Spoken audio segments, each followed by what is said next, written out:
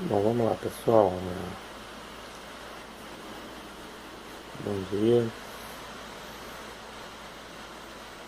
Quero gravar aqui um vídeo para compartilhar com você algumas das ideias sobre a palavra de Deus. E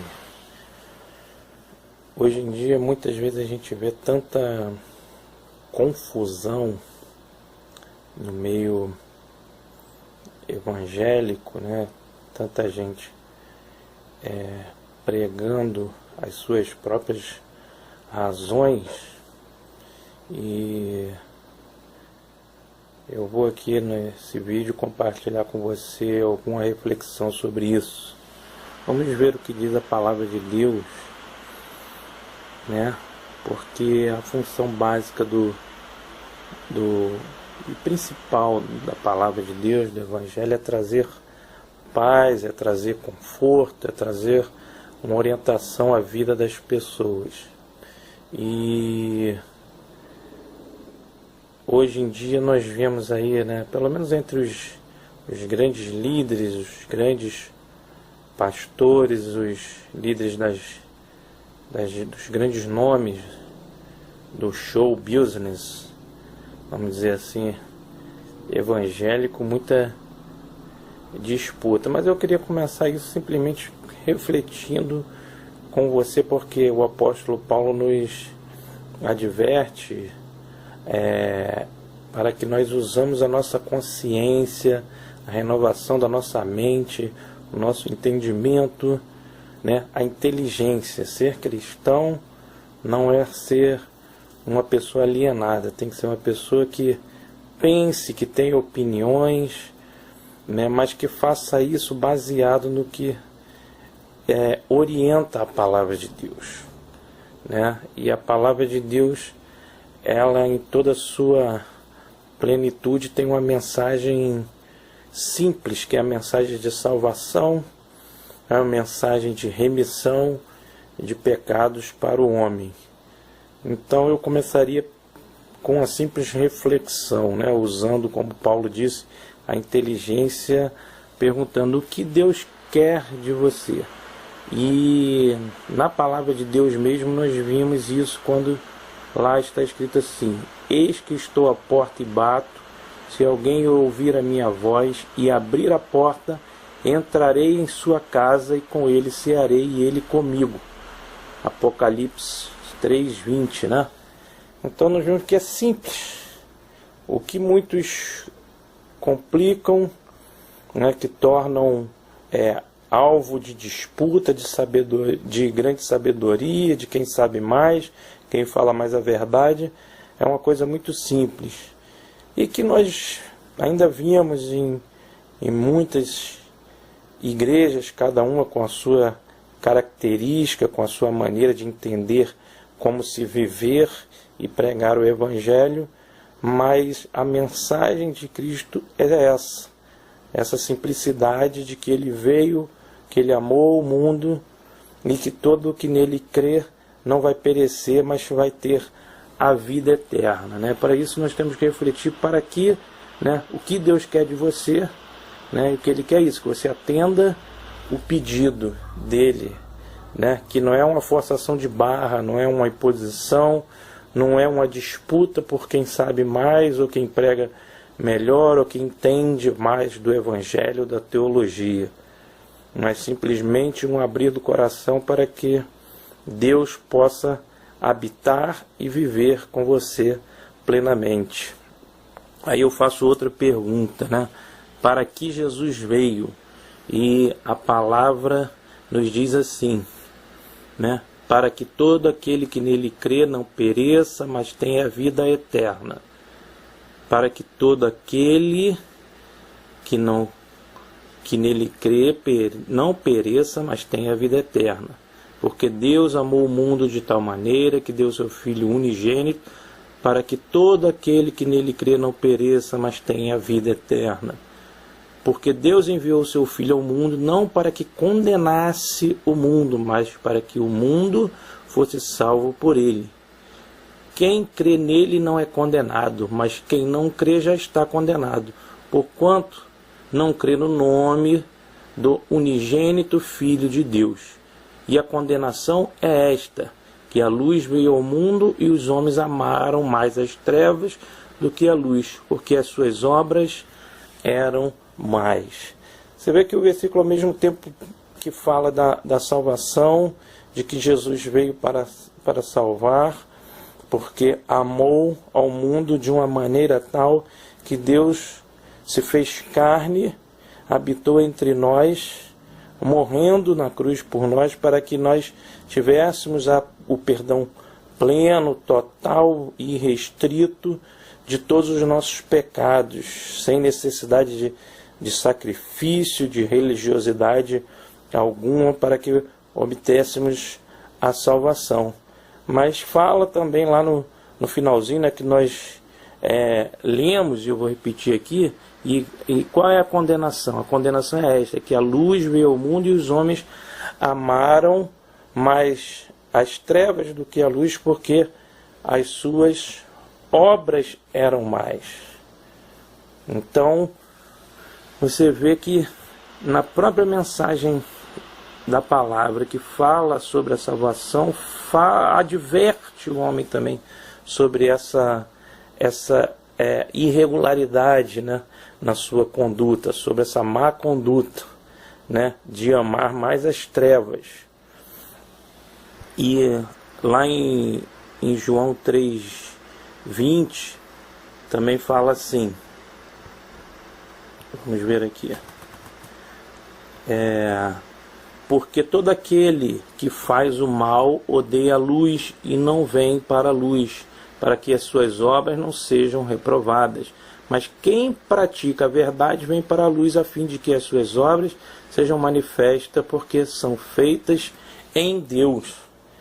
Então, nem por fazer boas obras, por pregar o Evangelho, ninguém deve se vangloriar, porque essas boas obras, nem nós mesmos somos dignos de sermos exaltados por elas, porque essas boas obras, elas vêm do próprio Deus, né? Então essas mais obras, né, se a gente lê lá na passagem que fala sobre isso, diz assim: porque as obras da carne são manifestas, as quais são adultério, fornicação, impureza, lascívia, idolatria, feitiçaria, inimizades, porfias, emulações, iras, pelejas, dissensões, homicídios, bebedices, glutonarias e coisas semelhantes a essa, acerca das quais vos declaro, como já antes vos disse, que os que cometem tais coisas não herdarão o reino de Deus. Temos que ter até um pouco de cuidado com esse não herdarão o reino de Deus, porque aí há muita gente simplesmente dando a sentença final sobre as pessoas porque elas pecam, né? Todos pecam, todos nós pecamos, mas todos nós somos carentes da misericórdia do Senhor em nossas vidas. E o grande trunfo contra o pecado e contra essas más condutas é o arrependimento e a fé de que, crendo em Jesus, haverá remissão para o pecado. E essa remissão, ela é completa, ela é absoluta. Nenhum de nós é melhor do que o outro porque comete o pecado A, B ou C. Todos são iguais perante Deus, e não é aquele que adultera, ou que conta a mentirinha, ou que fornica, ou que comete um homicídio, que tem um pecado maior ou menor do que o outro. Perante Deus, todos são iguais em pecado, mas também a partir do momento que creem na palavra de Deus, são iguais no perdão que Deus os concede. Mas eu vou chamar sua atenção aqui para as seguintes palavras, né? E essas palavras que têm causado hoje, né, nos grandes líderes, né, nas pessoas que têm programas de televisão, dinheiro para, a princípio, divulgar o Evangelho, mas que entre si eles vivem se dando alfinetadas, né, como donos absolutos da verdade, que na realidade a verdade é o próprio Cristo. Então o que você tem que ter é a obra da salvação, a remissão pelos pecados, e pregar isso, porque isso é o que importa para Deus. Mas lá, como nós lemos lá, ó, quais são as obras da carne, né? Inimizades, porfias, que são disputas, emulações, que são ciúme, inveja, rivalidade, tentativa de superar a outra pessoa, né? Infelizmente nós vimos muito isso, por isso que muita gente hoje não quer frequentar as igrejas, porque há muito disso, muita disputa de cargo, disputa de poder entre os líderes, né? Um se achando melhor do que o outro. E aqui nós vemos, né, que isso é algo que Jesus condenou, né?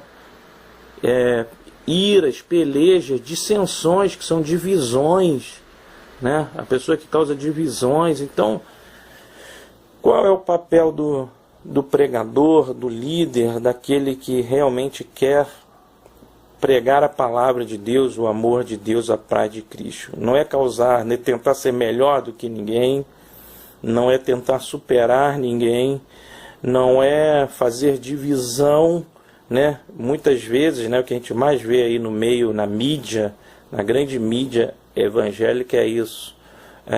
Homens que se dizem grandes líderes, querendo ser melhor um do que os outros e achando que são donos da verdade. Isso é simplesmente a prática da obra da carne que Jesus condenou tanto.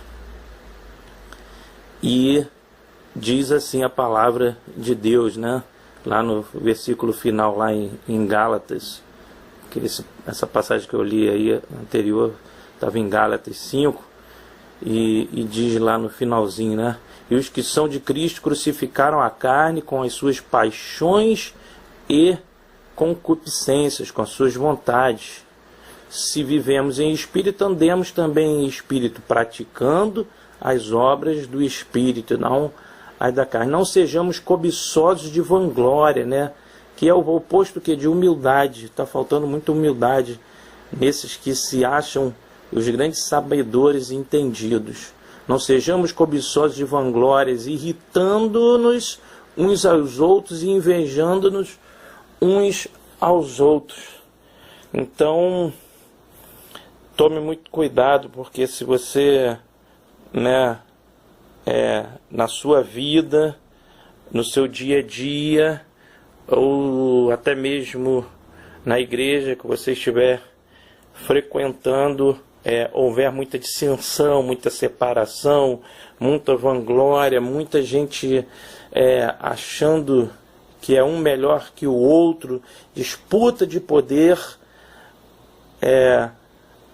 isso é obra da carne e não agrada a Deus. E a grande mensagem que Cristo deixou é que Ele veio ao mundo, amou o mundo, perdoou todos os pecados daquele que nele crê. Temos que respeitar inclusive aqueles que não creem, né? Vimos aí agora recentemente tantos acontecimentos aí brutais de pessoas que muitas vezes em nome de Deus matam outras pessoas porque querem defender seus pontos de vista, querem justamente uma disputa de poder no conhecimento da palavra e da verdade. E isso é algo que com certeza entristece o coração de Deus. Que o Senhor Jesus possa te abençoar e te fazer refletir na verdade da palavra. Jesus Cristo é amor, Jesus Cristo é salvação, e viver uma vida completa em Cristo é, acima de tudo, estar com seu coração aberto para que quando Ele bata, conforme nós lemos no início, você abra a porta e Ele possa cear contigo, com a sua família e com a sua casa. Que Deus te abençoe, em nome de Jesus.